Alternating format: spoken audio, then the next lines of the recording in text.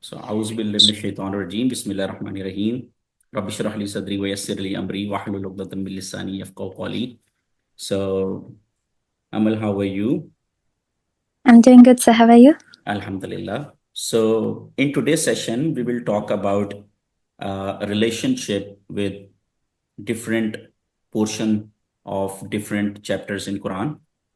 Like if we start from Surah Fateha, in Surah Fateha, we talk about Iyyaka na'budu wa iyyaka nasta'in, right? So the Mm. meaning of Iyyaka na'budu wa iyyaka nasta'in is that we only ask help from Allah subhanahu wa ta'ala. So Mm. we only worship Allah subhanahu wa ta'ala and we only ask help from Allah subhanahu wa ta'ala. This is our model in Surah Fatiha. So Iyyaka na'budu wa iyyaka nasta'in mean we only ask for help to Allah subhanahu wa ta'ala and we only worship him. Now, how this verse gets fit in with different portion in other chapters. Like if you talk about Surah Shu'ara, so this model with, if you can see, with green color, right? Yes. Green color. There is a Mm. discussion going on between Prophet Musa alayhi salam with Firaun. So I actually wanted to prove that how that Iyyaka na'budu wa iyyaka nasta'in gets fit in under the context of Surah Shura. So in Surah Shura, if you talk about verse number 23, right? So when Prophet Musa alayhi salam, he appeared in front of Firaun. So Firaun asked that what is the Lord of all world? Because Musa alayhi salam said that I am from the Lord of the all words. So he said that who is this? What do you mean by Lord of the all words? So Prophet Musa replied that he is the Lord of the heaven and the earth and everything in between if you have sure faith, right? So Prophet Mm. Musa alayhi salam said that Allah is the Lord of the heaven and the earth and everything in between if you have sure faith. Then Firaun further asked that he said to his people that what he said, do you hear? Because he wanted to make fun of Prophet Musa alayhi salam. Then Prophet Musa alayhi salam said, He is your Lord. He is your Lord and the Lord of your forefather, right? Mm. He's your Lord and the Lord of your forefather, and he is the Lord of the east and the west and everything in between.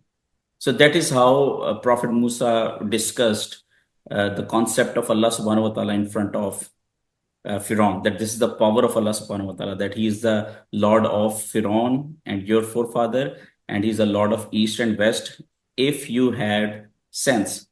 So here the main constraint is everything in between. So if you notice the discussion of Prophet Musa alayhi salam and the Firaun, then you can easily conclude that only Allah subhanahu wa ta'ala is the Lord of heaven and the earth and everything in between. And Allah subhanahu wa ta'ala is the Lord of your father and your forefather, and is the Lord of the east and the west and everything in between. So it means Allah has supreme power. That is why we call it Iyyaka na'budu wa iyyaka nasta'in, because we only worship Allah subhanahu wa ta'ala because He is the Lord of everything. He is the Lord of heaven, Lord of earth. He is the Lord of our forefathers. He is the Lord of the east and the west and everything in between. And that is why we only worship him, and that is why we only ask help from him. So if you further discuss the discussion of Ibrahim alayhi salam in the same chapter, right? In Surah Shu'ara. So Ibrahim alayhi salam, when he noticed that that his nation is worshipping some idols. So Prophet Abraham said in verse number 75 that have you really considered what you have been worshipping? Because you are worshipping idols, right? Yes.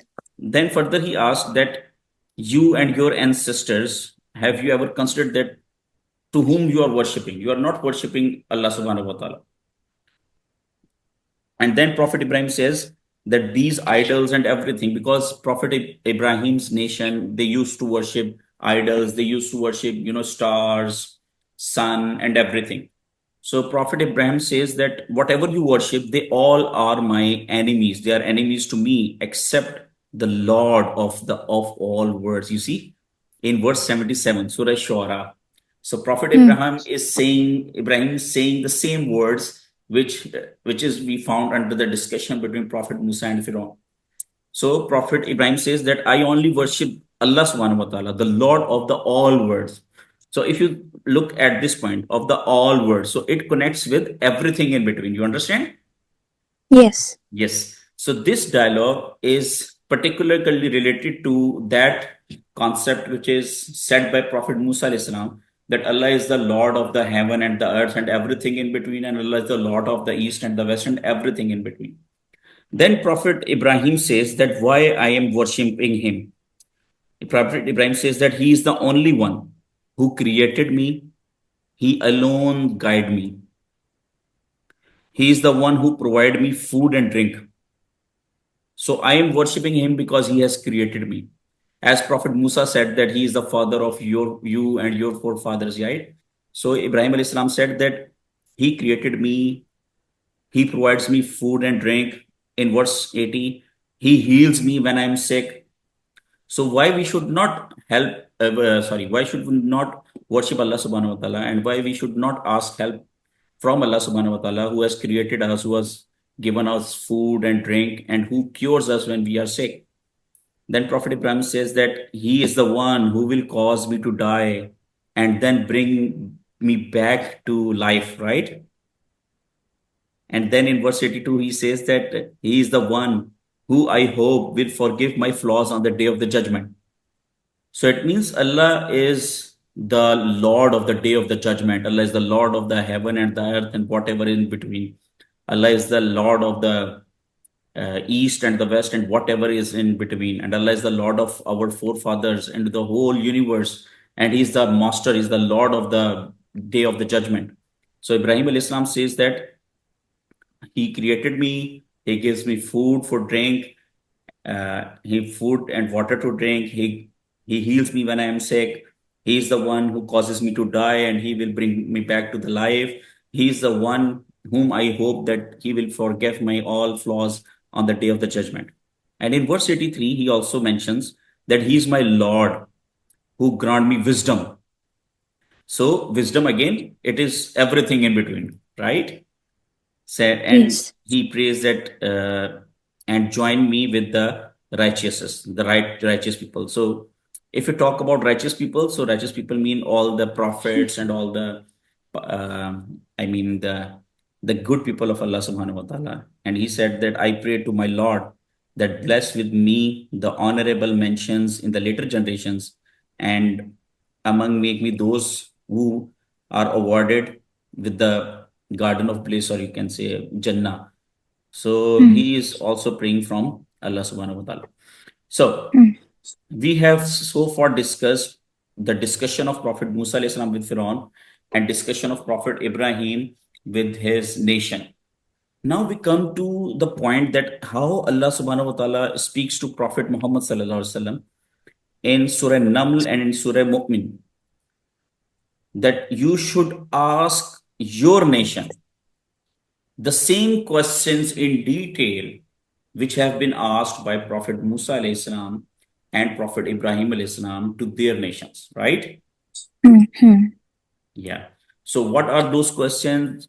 How these questions are interrelated? So we will see in the later video, inshallah, maybe tomorrow or day after tomorrow, that how those questions which are asked by Prophet Muhammad sallallahu alaihi wasallam in Surah Naml and in Surah Mu'min, those questions are also interlinked with those questions which are asked by Prophet Musa alayhi salam and Prophet Ibrahim alayhi salam.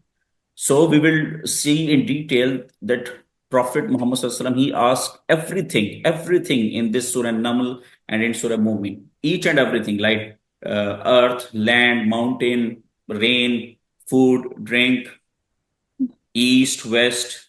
You see, so Mm. he asked about everything to his nation, that you have to reflect, you have to think that who created everything. So it means that if we go to go through the discussion of Prophet Musa alayhi salam, Prophet Ibrahim alayhi salam, and Prophet Muhammad sallallahu alaihi wasallam, all the questions will give us the answer of these two things. We only worship Allah subhanahu wa ta'ala and we only ask help to from Allah subhanahu wa ta'ala, right? Yes. Yeah. So if we just move to this, I mean, everything in between. So you can see that it talks about sky, earth, heavens, rain, gardens, hereafter. You see, Yes. water, food and drink, resources, and same the things which are discussed by Prophet Ibrahim, like he give me food and drink, he heals me when I'm sick, he's the master of the day of the judgment, he grant me wisdom, he causes me to die, he brings me back to life, he is the master of all the words. So it means that everything is interconnected in the Holy Quran. This is the beauty of the Holy Quran, because Allah says that nowhere in the Holy Quran you can find any conflict between any of the two verses. So, as we believe that it is scientifically proven that this Quran has been revealed over the period of 23 years. So, Allah says in Quran that if this book is not from me, then you might have found a lot of conflict in between its own text in its own verses. Yeah. So, is there any question? No, sir. Everything is clear, mashallah.